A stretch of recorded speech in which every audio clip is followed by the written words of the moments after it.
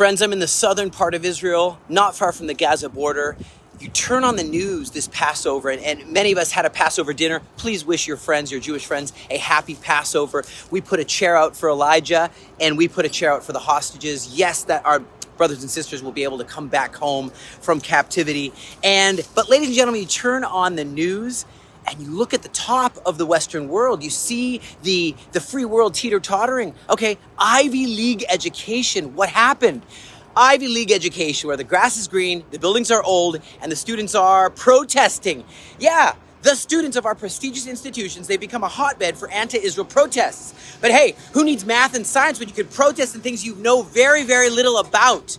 The crowds are united against genocide, but they're also cheering for an antifada, which is a call for genocide. Antifada. You know, let's not forget about the diversity in the crowd, right? Some of the supporters were supporting Hamas. Some were supporting ISIS, representing ISIS and the Al-Qassam brigades. I got news for you, friends. Ivy Leagues are expanding their courses now. Instead of just the degrees you've heard of, places like Yale, you can now have a master's in cognitive dissonance science, right? And what's the exam? Well, it's overlooking atrocities like the 7th of October. Just skip that. Pass over that like it never happened, and voila, you're in. You're a Yale graduate. You don't know how to remember that the 7th of October was the massacre that started this whole thing. You could officially ignore the facts with a degree to prove that you're excellent at ignoring the facts. New York University is offering a Palestinian mathematics course. Here's an example. 1,500 casualties of the Jewish people, over 200 kidnapped Jewish people in captivity equals nothing.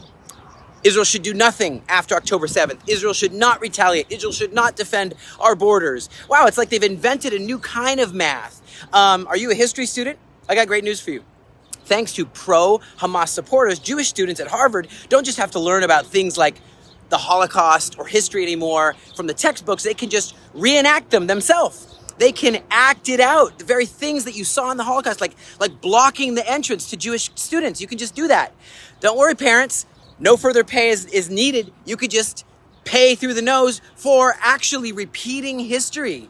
It's not really calling for violence by saying like death to America, right? Death to Israel. It's just like an expression, like a slang, like a slogan, right? It doesn't really mean when they're saying from the river to the sea, Israel, that's where Israel is, from the Jordan River to the Mediterranean Sea. It's not calling for Israel to be wiped off the map. It's not calling for the death of all Jewish people or for us to just be vanished into another planet or something. No, don't worry. It's just slang. It's just expressing themselves.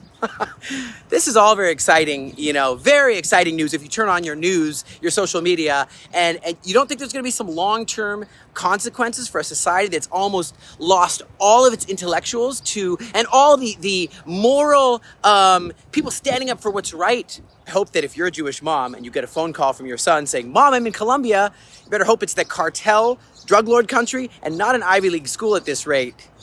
Happy Passover. I hope that the cynicism isn't too much, but we got to laugh or cry.